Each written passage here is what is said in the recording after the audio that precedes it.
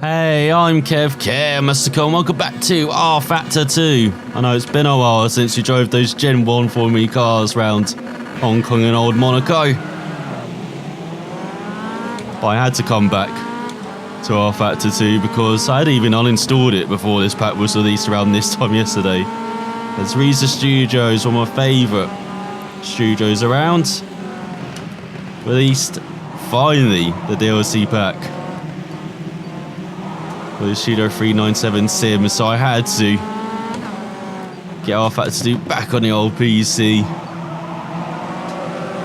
Took a while to reinstall, was surprised as went to the Matrix there, did we?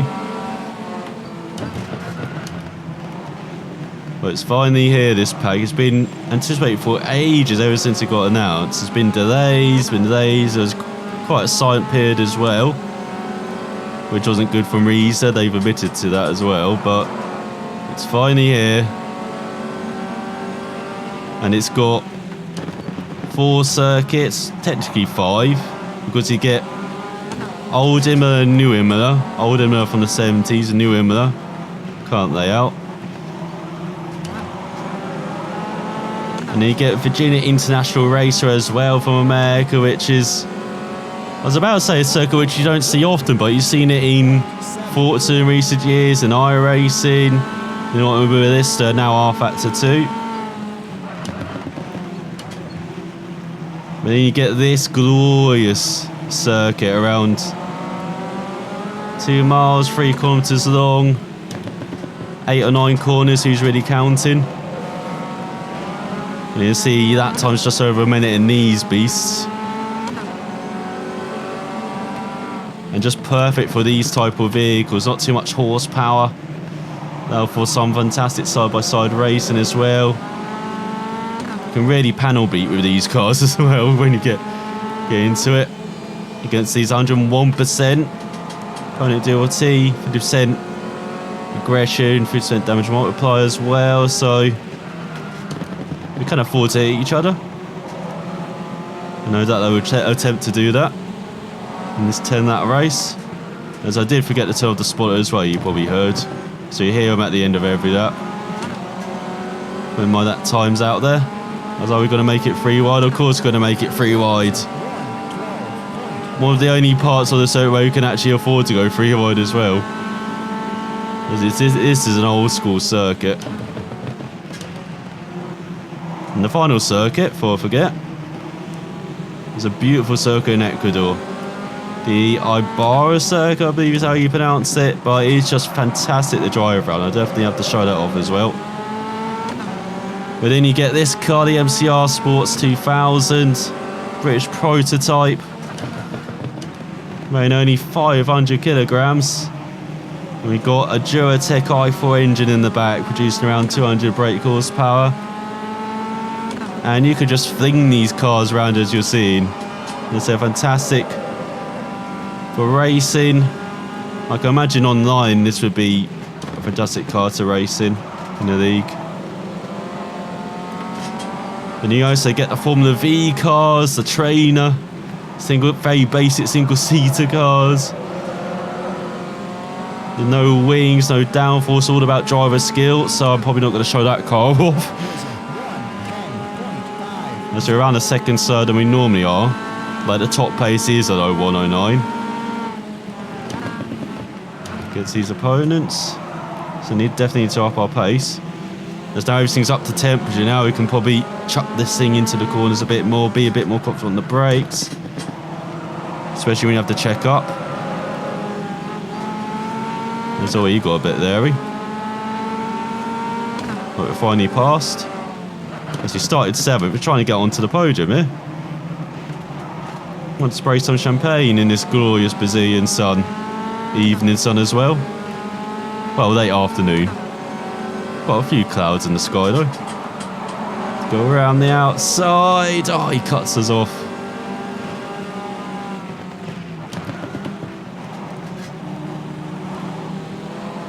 So you don't want to be doing that, putting like half a nose in.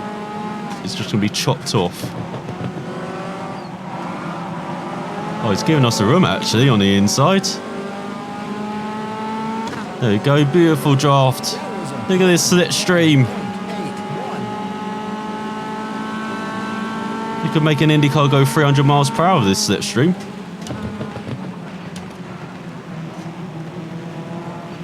And so other cars in this pack include the Metamoro prototype cars as well. The AJR and MR18, which I showed off in Automobilista, and I really did enjoy those cars, especially the more modern MR18, because the AJR had kind of weird handling at low speed. Never felt right, but the MR18 was a glorious car to drive. Really was glued to the circuit. It's definitely what you expect out of a modern prototype. I'm definitely interested to see how it compares as well to the MP3 and MP2 cars, which rFactor 2 also has after the Endurance DLC Pack, which got released a few months ago. We also had the GT3 DLC Pack release. You've had Sebring there fully scanned version of it, which is fantastic as well. So Studio 397 definitely coming out with the content. And finally in this pack, you have the Puma cars. The classic 70s cars and the modern update. Oh no, got into someone there. And Puma, Brazilian car manufacturer, not the shoes.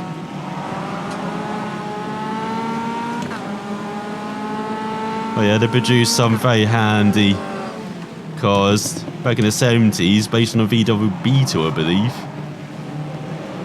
And then you've got the modern version, which is on slick tyres. It's a very nimble 5-speed version of it.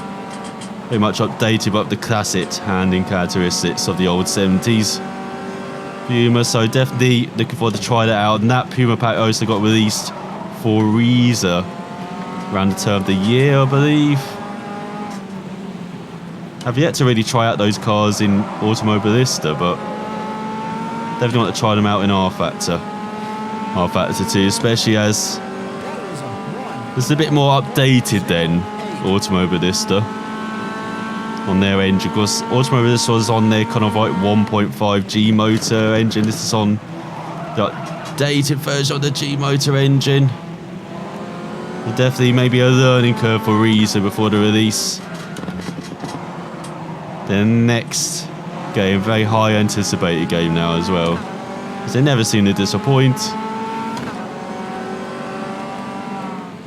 You know, with Game Stock Car Extreme from the trucks, the touring car game which I always forget the name of, with Automobilista, and hopefully with this DLC pack, once I've tried everything out. But this is definitely not a disappointment. We're having a good battle here as well. I know we almost spun, but you actually are trying to give us room. So like our opponent's been a bit more aggressive. So they will chop you off occasionally. But if you are far long enough on side, as you can see here, they do give room. Because you're not doing very good at that time, so you want to get on the podium. As you're in the second half of the race now, we can dive bomb this. In third, there you go, see the rear end complies. Oh, it's fantastic. Being back in the sim, after mainly trying out Dirt Rally 2.0 for the past month, which actually has, you know, full force feedback. Like, I'm sure the physics are fantastic in Dirt Rally 2.0, you just can't feel half of it. Unfortunately, that's all that cool, and I forget there's a bump in the middle there. But the camber just deceives you and the rear end kicks out. So you've got to be careful into that corner. I think we're back in the top 5 now. Let's try and chase down 4th and 3rd, I believe that is in front. Oh no! There's not a bump into that corner, I just went 2 Billy Bollocks into the Harry Flatters. As I believe we've sent our first 109 that. Oh, 108.9! That's the first time we got into the 108s. Didn't realise it could be that quick. But before this race, I only really tried out this combo for half an hour to an hour. So I've still got lots to learn.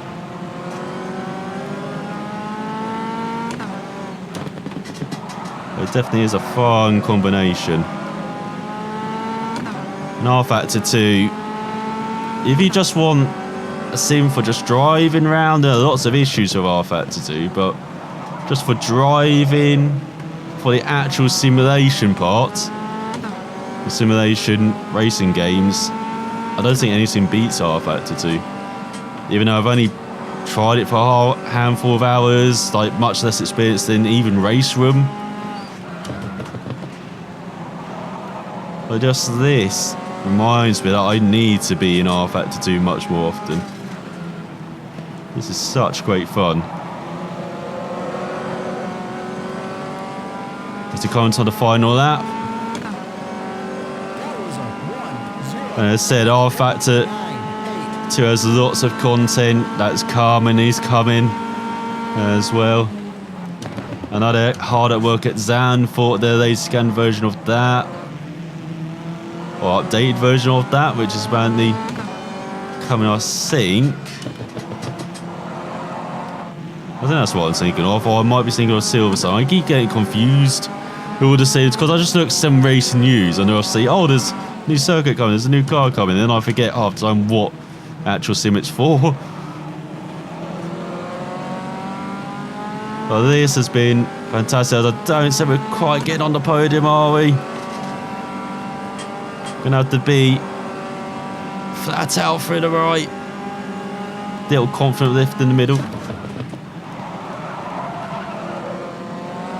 So we chucked it into the left again. Now into the final corner. We need to get on the power so early. There we go. We're going to get the run towards the line. Come on, slipstream. No, not quite. As the chicken flag has come out. Oh, a fantastic combination that was. Once I get used to the Formula V car, I'll definitely be trying it round here. Like in the few laps I tried the Formula V car, the handling didn't seem quite there, but again, it could just be because I haven't tried rFactor 2 out for a while. I haven't tried the Formula V car out for a while. I remember showing that off in Automobilista around Argentina, I think it was, the Buenos Aires circuit. And I absolutely loved that kind of, loved the combination. So definitely be practicing with that and practicing with all the cars and circuits in this DLC pack. But what a fantastic first impression this is. And yeah, definitely got to show off rFactor 2 more often. Definitely got to show off more sims more often. As I said, Race Room, that's coming out with some interesting content soon. Some Group C cars. And that's rumoured as well for GT Sport as well. God, I haven't played GT Sport. I've been getting back into GT Sport as we're going to do a victory lap. Even though we didn't win. Look at that for the crowd. Look at that. Look at the grandstands being packed to the right hand side. Plus you get to show off this circuit without anyone in front or around us. And you get to really push this car now.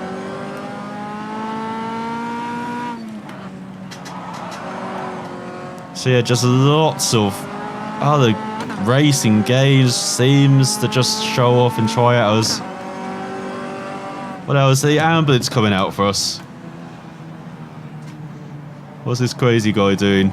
Doing a track day around here. But yeah, definitely got lots more to show off. Apart from just, you know, the Let's Plays, basically, the walkthroughs, the career modes. And as I said, I hope you show off more of this pack as well this weekend. Definitely the Ecuadorian track, because I haven't really driven around there. I've just seen how beautiful it is. So I tried one that, got too amazed at it, and just crashed all the time. And that's when it first came out. But I hope you enjoyed some more rFactor 2 and some driving around in the MCR Sport 2000 car. I haven't really tried out, so I've totally missed my pits. We'll just go through pit lane. Look at the marshals over there. And I do love the marshal at the end as well. I wish there was a detail in every game. No, he's telling us to stop now. He's telling us to go back to our pits. But screw you, marshal. We'll disobey you. We'll do another lap round here. This was actually going to be a 10-lap race, wasn't it? I was thinking this is like that 13 or 14 now, but I'll be back with some more rFactor 2, no doubt. Some more from this pack too. It is quite a lot in the pack. And it shows in the price as well. It's around 17 quid when the base game for rFactor 2 is around 30 quid. But considering I'm an iRacing player who pays like 10 quid per track and circuit, I probably shouldn't be complaining about the price of this. Especially as I said, you get 10/11 pieces of content compared to, as I said, iRacing, normally it's just 10 quid for one. For a track or car.